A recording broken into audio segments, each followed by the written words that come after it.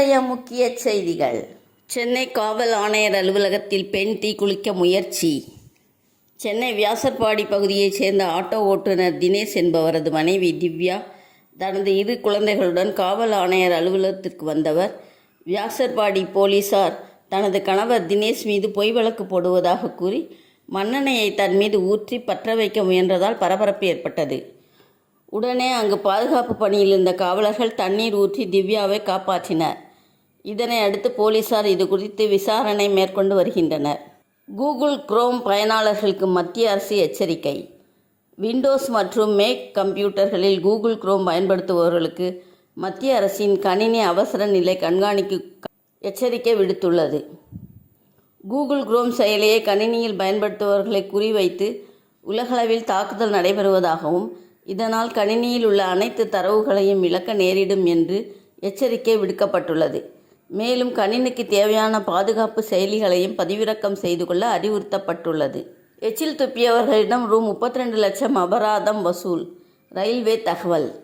ரயில் நிலையங்களில் எச்சில் துப்பிய குற்றத்துக்காக 3 மாதங்களில் ரூ.32 லட்சம் அபராதம் விதித்துள்ளதாக கிழக்கு ரயில்வே நிர்வாகம் தெரிவித்துள்ளது. கொல்கத்தாவை தலைமையிடமாக கொண்டு இயங்கும் கிழக்கு ரயில்வே நிர்வாகத்துக்குட்பட்ட பகுதிகளில் தூய்மையை உறுதி செய்வதற்கும் கழிவுகள் இல்லாத ரயில் பாதைகளை உருவாக்கவும் பல்வேறு முயற்சிகள் மேற்கொள்ளப்பட்டு வருகின்றன.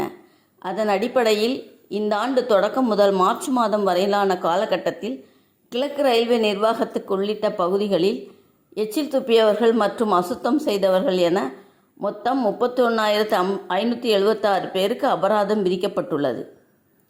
அவர்களிடமிருந்து மொத்தம் 32 லட்சம் ரூபாய் வசூலிக்கப்பட்டதாக அறிக்கையில் தெரிவிக்கப்பட்டுள்ளது.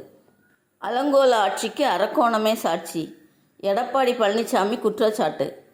அதிமுக பொதுச் செயலாளர் எடப்பாடி பழனிசாமி வெளியிட்டுள்ள எக்ஸ் தள பதிவில், அரக்கோணத்தில் திமுக இளைஞரணி நிர்வாகி தெய்வச்செயல் என்பவன் கல்லூரி மாணவியை ஏமாற்றி பிற திமுக சார்களுக்கு இரையாக்க முயற்சித்ததாக வரும் செய்தி அதிர்ச்சி அளிக்கிறது. இந்த வழக்கில் எஃப்ஐஆர் பதிய அலைகழித்த மாடல் அரசின் காவல்துறை அரக்கோணம் தொகுதி கழக சட்டமன்ற உறுப்பினர் திரு சு. ரவி அவர்களிடம் மாணவி முறையிட்ட பிறகே எஃப்ஐஆர் பதிந்துள்ளது. மேலும் தன்னை போன்றே 20 வயதுள்ள 20 பெண்கள் தெய்வச் செயலின் கொடூர பிடியில் சிக்கியுள்ளதாக அந்த மாணவி தெரிவித்துள்ளார். பொள்ளாச்சி பொள்ளாச்சி என்று மேடைதோறும் கூவிய மு.க. ஸ்டாலின் உங்கள் அலங்கோல ஆட்சிக்கு அரக்கோணமே சாட்சிதானே என்று கேள்வி எழுப்பியுள்ளார். கிளாம்பாக்கம் புதிய ரயில் நிலையம் ஜூலை மாதம் முதல் பயன்பாட்டுக்கு வருகிறது. கிளாம்பாக்கத்திலிருந்து வெளியூர்களுக்கு செல்லும் அனைத்து பஸ்களும் இயக்கப்பட்டு வருகின்றன. எனினும் கிளாம்பாக்கத்திற்கு சென்று வருவதில் பயணிகளுக்கு சிரமம் ஏற்பட்டு வந்தது. அந்த சிரமத்தை போக்கும் வகையில் வண்டலூர் ஊரப்பாக்கம் இடையே கிளாம்பாக்கத்தில் புதிதாக ரயில் நிலையம் அமைக்க முடிவு செய்யப்பட்டது. இதற்கான பணிகள் விறுவிறுப்பாக நடைபெற்று வருகிறது. இந்த புதிய ரயில் நிலைய பணிக்கு தமிழக அரசு 20 கோடி ஒதுக்கியுள்ளது. புதிய ரயில் நிலைய பணிகள் முழுவதும் வருகிற ஜூன் மாதத்தில் முடிவடையும் என்று அதிகாரிகள் தெரிவித்துள்ளனர். எனவே கிளாம்பாக்கம் ரயில் நிலையத்தை ஜூலை மாதத்தில் முழுமையாக பயன்பாட்டிற்கு கொண்டு வர நடவடிக்கைகள் மேற்கொள்ளப்பட்டு வருவதாக அதிகாரிகள் தெரிவித்துள்ளனர். கிளாம்பாக்கம் ரயில் நிலையம் பயன்பாட்டிற்கு வந்தால் பஸ் நிலையத்திற்கு வரும் பயணிகளுக்கு பெரிதும் கை கொடுக்கும்.